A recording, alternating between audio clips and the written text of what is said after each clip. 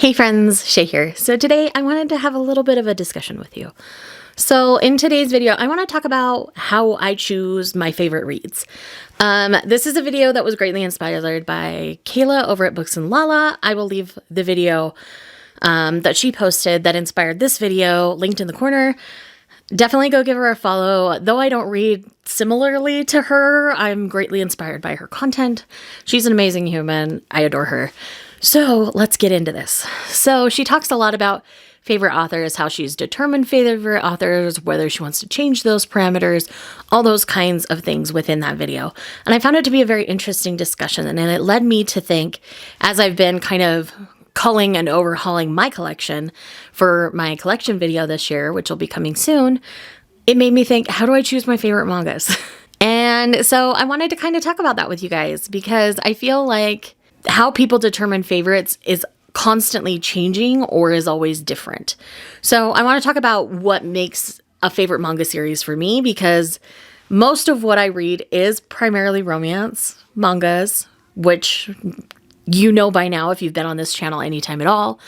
And you can tell just by looking behind me that I do enjoy the romances. That is something that just naturally I gravitate towards, because I enjoy the whole process of the feelings of falling in love. Though I am happily content in my marriage and I have no desire to go through it personally again, I do like to live vicariously through others. And so that is part of why I do gravitate towards a romantic plotline, or at the very least, there's usually some sort of romantic subplot involved in most of what I'm reading. There are exceptions to that, obviously, but yes, usually there's at least one couple in the series that I end up rooting for. So that is usually something that is a parameter in a favorite of there being a favorite couple within the series.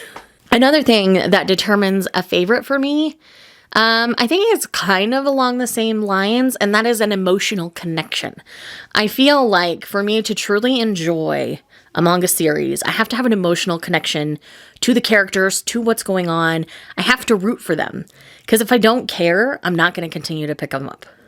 So that's sometimes where, like, I'll be reading a series and I'm like, it's fine. There's nothing necessarily wrong with it, but it's not a favorite because I don't have that emotional attachment to it. They are not my precious beans, my precious children, as you guys have heard me say over and over when I talk about some of my favorite series. So that is something that I absolutely have to have in a favorite. Prime example, Sweat and Soap. These two are my world. I love them so much. They are my precious children. All I want in life is their happiness. And I got that throughout the course of the series. The series is now complete, and I am okay with where it ended. If they ever popped up in another series that this mangaka was writing, I would not necessarily be mad about it. But with that said, I got a satisfying conclusion to their story, and I know they're happy and living their happily ever after in my head. And because I was so emotionally connected to them throughout the course of the series, it kept me going when there were volumes that may not necessarily be as interesting as some others. I still found it overall enjoyable because I cared so much about them. So that's just one single example of something that I'm emotionally attached to. Obviously, another parameter is a really good story. Even in a slice of life, there's usually some sort of good story that's being told. Another great example of this one is BL Metamorphosis. I'm not going to bother digging it out. It's buried somewhere. But BL Metamorphosis is a story about a 70-year-old woman and a teenage girl who become friends over a boys' love manga. And the story of them and what's going on in their personal lives, as well as how their friendship helps them move forward in their personal lives, is so intriguing that it kept me going all the time. And I was always looking forward to the next volume. So that would be another parameter, is that I'm always looking forward to the next one until it's complete. And I think the next parameter would have to be art style. I can be fairly forgiving of art styles. I mean, one of my all-time favorites is Haikyuu, which is not the strongest art style out there. I mean, it gets better throughout the course of the series, but there are key things within this art that make it powerful and help the power of the story. And that is why Haikyuu carries through. Also, my emotional attachment to the characters. They are my precious children. I love them so much. Yes, that is all happening within this series. but the art was not immediately grabbing me. That's something that I had to warm up to. So I can be pretty forgiving of art, but unless there's something artistically to pull me around to it, or it just feels very like barely getting by kind of art, I tend to not enjoy it as much, to where I wouldn't want to keep it on my shelves. That was another thing that I've kind of been going over lately, is I was getting like some of the books, some of the manga series that I have set aside to kind of put on the chopping block and see if I'm even going to continue collecting it or reading it, or if I'd ever reread it and keep it in my collection. Like some of those early on in my manga reading phase of life were favorites. And I think over time, as you learn your tastes even better, some of those old favorites aren't necessarily favorites anymore. So to call something an all-time favorite is something that stands the test of time. Something like Yona of the Dawn, that I've been reading since very early in my manga career, or my manga reading time, is an example of that, because I've never been bored with Yona. There's never been a volume of manga of Yona. There's never been a volume of Yona that I've not loved. Like, period, end of story, from the first volume. I have loved all 33 that I've read. Yes, I have not read 34 yet, and it's a crime, but I'm getting to it. But yeah, overall, I just need to be connected to the story. It needs to have good art. It needs to have a good story. And those are kind of the basic parameters that I use. When I get more narrowed and more focused on favorites, not just something I enjoy, but a favorite, I'm going to use an example. So a mangaka that I really enjoy is Iosaki Saka. This is the person who's done Love Me, Love Me Not, Strobe Edge, and Aoharu Ride. Now, if I had only read Aoharu Ride, there's a good chance I would not have picked up her other series. Because Aoharu Ride, though it's good and the art is beautiful, the story gets really tiring and cumbersome. So that is one series that is for sure leaving my collection, which I never thought I would be saying because I loved the anime so much.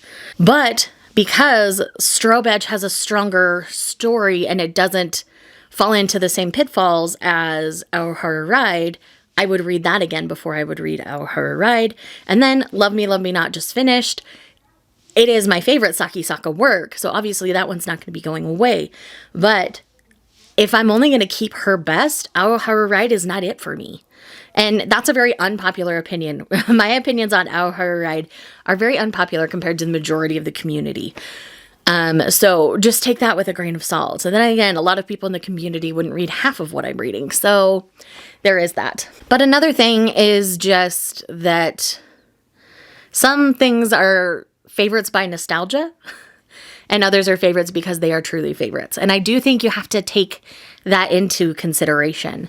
And, you know, sometimes I'm getting to the point now where I wonder, because I'm out of space, y'all. Like, I am packed to the brim in my manga collection and the space that I have for it.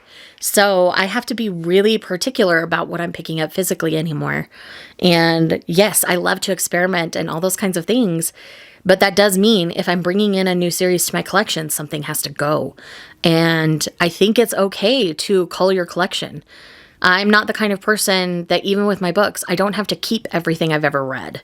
If it means something to me, I keep it. Or if it's a series I'm madly in love with, I keep it. But overall, in the grand scheme of things, like, I still need to go through my book side of this collection and go through and only keep my favorites. Like, there's some where I've already gotten rid of some of the books in the series, so I need to get rid of the rest of them and things. But when it comes to especially curating a home collection and choosing your favorites, I do think keeping your favorites is the best choice. And it's okay if your favorites change. I think some people feel like because they've said something's their favorite, they have to stick with that forever, but that's not the case. It is okay to change your favorites. Like, you don't have to, just because you liked, just because you liked Death Note when you first started reading manga doesn't mean it has to forever be your only favorite. You're allowed to have other favorites, and you're allowed to not call Death Note a favorite if you end up not enjoying it as much later. That's totally valid, totally okay. Just because it's not a favorite anymore doesn't mean it's necessarily bad. It just means your tastes have changed and you're moving forward into the new era of your reading. That doesn't mean it's bad. Just like her ride isn't necessarily bad. It just wasn't my personal favorite because I felt like it fell into some tropes that I don't necessarily love. So with that said, I think that's all I need to say in this video. I know it's kind of rambly and I'm sorry for that, but I felt like I needed to share my thoughts.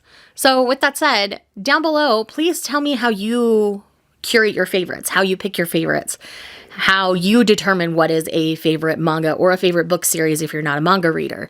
And maybe lots are the same and maybe you have different parameters. I would love to learn and maybe change up my parameters a little bit. So tell me how